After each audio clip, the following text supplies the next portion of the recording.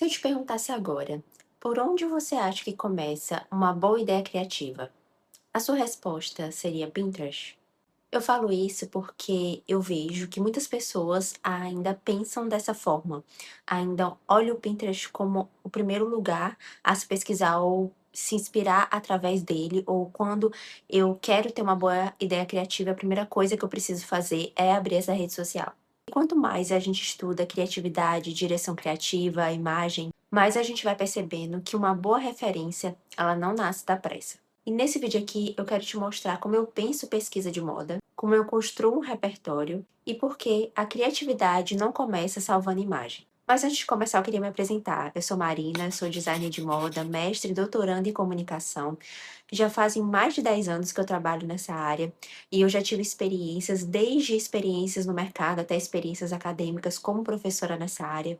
E eu gosto de compartilhar e dividir esse conhecimento sobre os meus conhecimentos e as minhas experiências nessa área. Então, se você quer estudar mais sobre moda, aprender mais sobre essa área, entender mais o mercado, continue acompanhando esse vídeo. A maioria das pessoas pesquisa moda assim.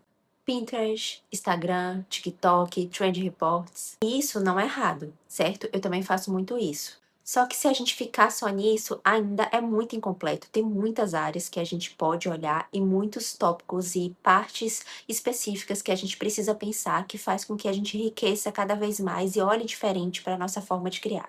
Porque quando você fica consumindo só imagem pronta, você acaba correndo o risco de ficar só repetindo pensamentos prontos. Mas então o que seria um repertório de verdade? Para mim, repertório é conexão. É conseguir relacionar coisas aparentemente distantes. Por exemplo, filme, arte, arquitetura, comportamento, música, literatura, fotografia, cultura digital, a rua. Então, muitas campanhas, e muitas campanhas boas, geralmente elas podem vir começar mais de uma emoção do que de uma imagem. E quando eu falo de emoção, é a emoção que aquilo vai trazer através do seu olhar, igual eu dei o exemplo de um filme. O que aquele filme ou uma cena específica do filme trouxe de sensação para você, trouxe de emoção para você. E isso pode ser inspiração para uma campanha, seja uma campanha de desfile, seja você vai fazer uma produção de moda, você vai criar alguma coisa específica, um produto ou um serviço dentro dessa área. Então, é nesse sentido que eu tô falando. E para vocês conseguirem entender um pouco melhor, eu vou compartilhar um pouco da minha experiência, de como eu geralmente pesquiso moda. A primeira etapa, por onde geralmente a gente começa, é entender sobre comportamento. A gente entender o que as pessoas estão desejando agora.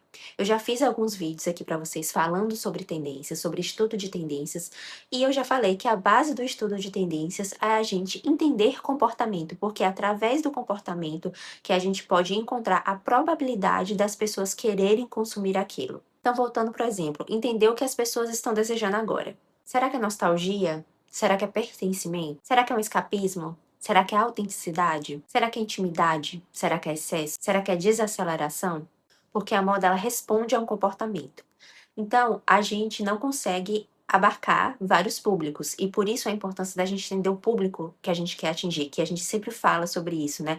Porque igual eu falei com vocês, tem um certo público por conta do que está acontecendo no mundo, ou que está acontecendo na economia, que está acontecendo na história, que ela quer dar uma desacelerada. Ou tem algum público que está olhando ali um pouco mais para essa questão da autenticidade. Então, a gente se aprofundar nisso, começar a pesquisar, observar sobre isso, sobre dentro dos grupos específicos que a gente quer atingir, já é um primeiro passo. E a gente não precisa necessariamente, né, igual antes, quando a gente falava de estudo de tendências, que é interessante a gente poder viajar para esses lugares, né, observar na rua, mas hoje a gente tem aqui a internet, as redes sociais, que é uma fonte gigantesca de busca que já dá para a gente ter uma noção ali do que está acontecendo e do que as pessoas provavelmente vão ou não querer consumir. Depois da gente fazer essa primeira pesquisa, a gente vai para a segunda etapa, que é a gente pesquisar sobre referências culturais. Aqui tem diversos exemplos que a gente pode olhar. Por exemplo, né, a história da arte, exposições, editoriais, desfiles, o que está acontecendo no cinema, na fotografia, no design, na arquitetura.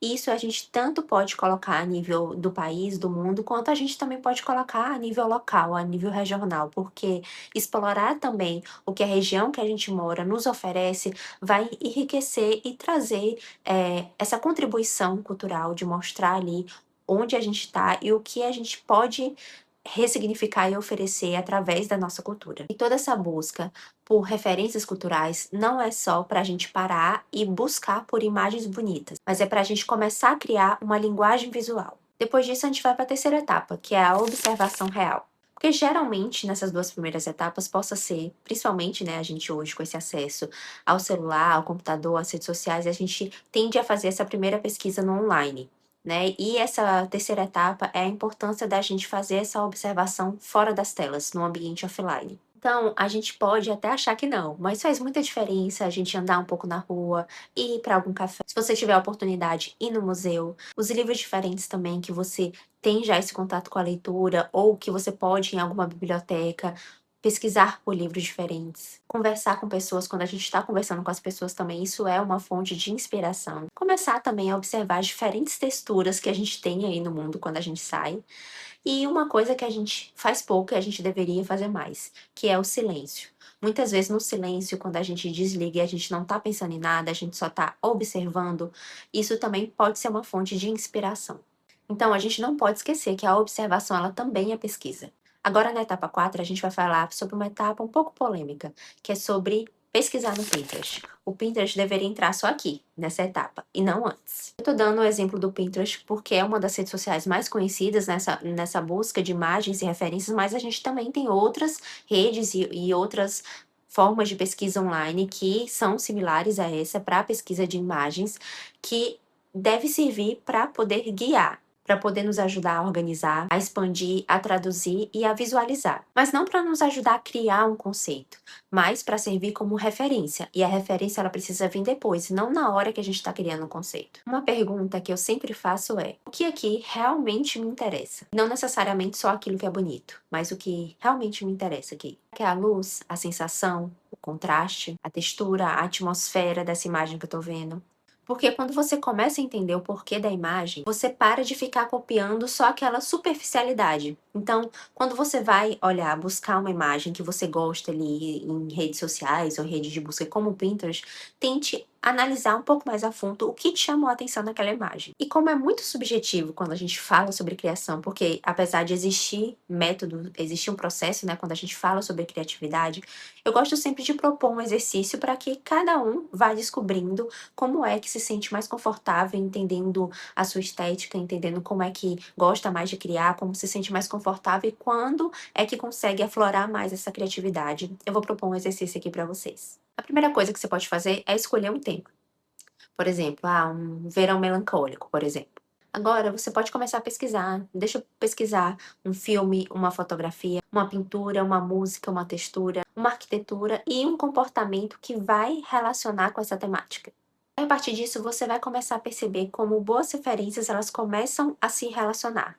Aqui eu dei um exemplo de um tema, mas você pode deixar isso em aberto e a partir dessas observações, né, de você estar assistindo um filme, de você estar observando alguma coisa na rua ou num café ou conversando com as pessoas, você começar a notar coisas que te chamam a atenção e criar um tema em cima disso e ir seguindo esses passos e aumentando essas buscas, né, aumentando esse repertório para só depois você ir lá no Pinterest, ir lá pesquisar e ver o que te chama a atenção naquelas imagens que você quer usar como referência para você ir criando e ampliando esse conceito.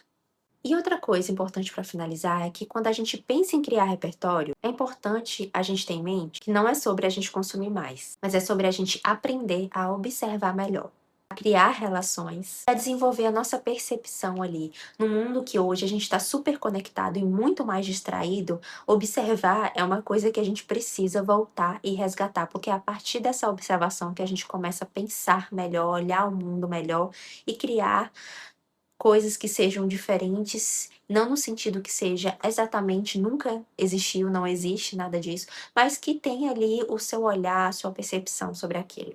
Justamente porque a criatividade ela não nasce da falta de referências, mas da forma como a gente consegue conectar elas. E se vocês gostarem e quiserem saber mais sobre esse assunto, eu posso trazer mais vídeos aprofundando mais, ensinando como a gente pode conectar referências que possam parecer distantes ou possam não parecer fazer sentido, porque existe um método para fazer isso.